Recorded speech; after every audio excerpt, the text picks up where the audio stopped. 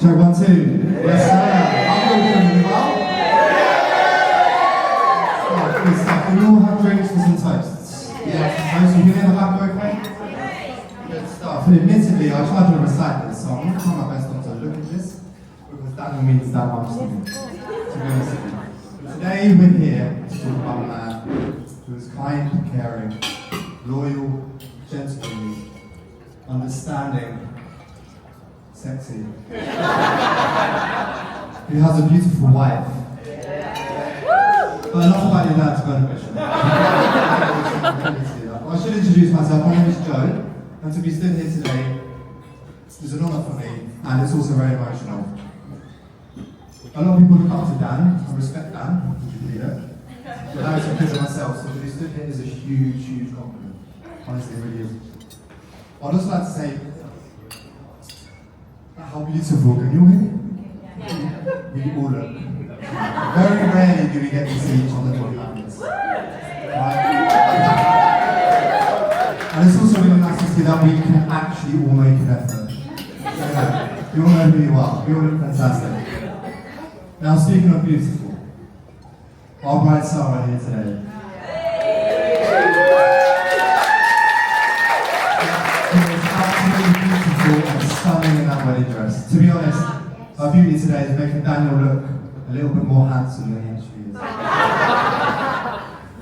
Bridesmaids, I didn't know angels could fly so high. You all know absolutely something. When it comes to this is something. But there comes a point in everyone's life when you meet the soulmate and you just know that somebody's going to be there for the rest of your life. For Daniel, this happened 30 years ago in St. Mary Mag's in Morley. You see, I don't know my life without Daniel being in it. Now, I know what you're thinking, poor me.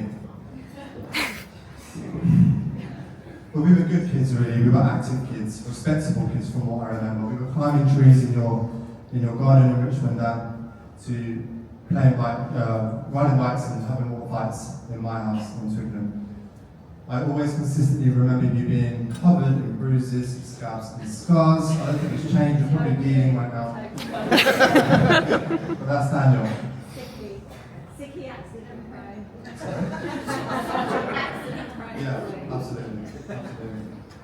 You see, I moved to Spain as a kid. Now, naturally that created a distant friendship, but Dan came over a couple of times, which was really nice. But when I finally returned, Dan was there in open arms, and that same day we then shut ourselves at Thorpe Park. I remember the days, it was yesterday, and I know that you still got the keyring from the bosses as well. But as we got a little bit older and a little bit wiser, Dan's fashion sense sadly didn't. But luckily, he had me to help him. I remember once walking into Dan's kitchen, he was in his boxers and he had his left leg raised on the chair. And he was trimming the inside of his leg hair. And I thought in that moment, Dan wants to improve on his look, as well as his hygiene.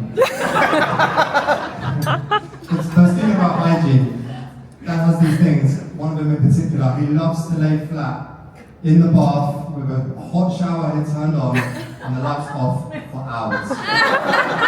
He also has this other thing, I can almost guarantee you, he's left the TV on, the PlayStation on pause, and the lights on, just to annoy us all. But he does have some great traits, and one of them being that he's so laid back, to the point I wish I could be that laid back. But one thing lies true, you always make it when you say you're coming. To the point now, actually, we've been going, now stay with me, for the first Tuesday of every month for the past 10 years, we've been going for a curry with root cheese in Hampton. We're on to our 11th year. It's mental.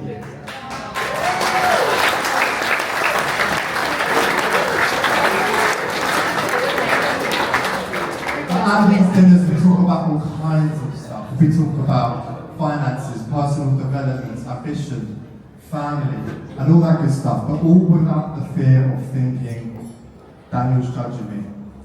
You are simply not that type of brother.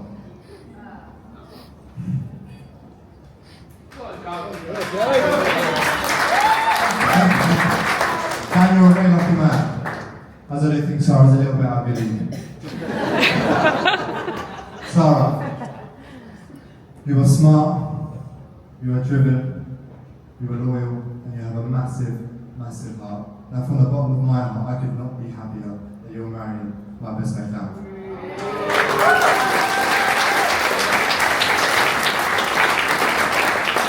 Bernard, Maureen, Les and Michelle, the tears here alone today are simply a testament to how beautiful these two people actually are. You should be so, so proud. Please now, raise a glass for the friends and family that can't be with us here today, but I'm certain they're here with us in spirit. Cheers. Dan said to me whilst planning this wedding, all I want to do is give Sarah the wedding she's always dreamed for. That alone sums up my best mate Dan. He puts every bit of love he has for the people that he loves. Dan, you've been there from the first minute I bought my tools for my trade to even helping me distribute the leaflets around Richmond to get my first job in the diary. Brother, I'm so proud to call you my friend.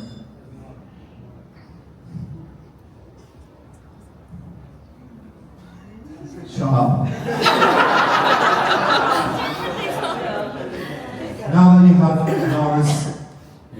Sarah's love, kindness and support by your side, brother, not only are you going to be unstoppable, but you're going to be inspirational. I best believe I'm your biggest fan.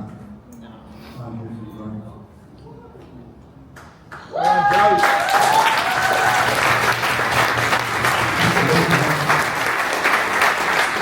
I would like all of us to stand. Please raise your glasses. Please raise your glasses. Dan, Sarah, I love you. We all love you. And we all wish you a very happily ever after. To Dan, Sarah, and Nacho. Thank you guys.